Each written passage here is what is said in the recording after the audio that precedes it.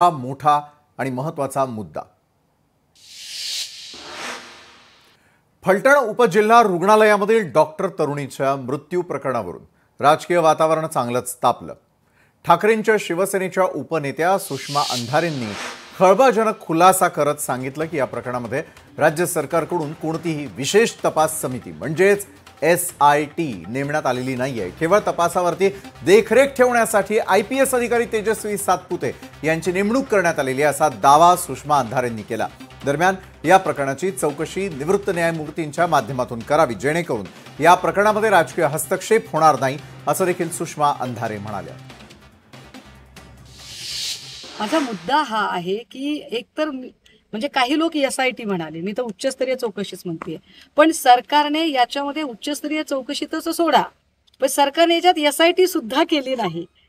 तेजस्वी Satpute IPS officer यांच्या नेमणुकीचं जे पत्र आहे ते पत्र आपण नीट वाचा। SIT म्हणजे स्पेशल इन्व्हेस्टिगेशन टीम, म्हणजे विशेष तपास पथक, म्हणजे एकापेक्षा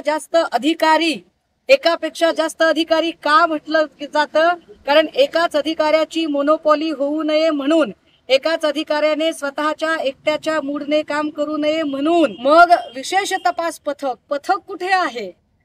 पथक नाहीये, देखरेखीसाठीचा एक अधिकारी आहे अँड इट्स नॉट इनफ। त्याची अजून वेगळी पण कारण कदाचित सांगता येऊ शकतील। उच्च न्यायालयाची उच्चस्तरीय चौकशी समिती असणं गरजेचं आहे आणि या संदर्भात आम्ही ऑनरेबल कोर्टमध्ये सुद्धा रिट दाखल करत आहोत।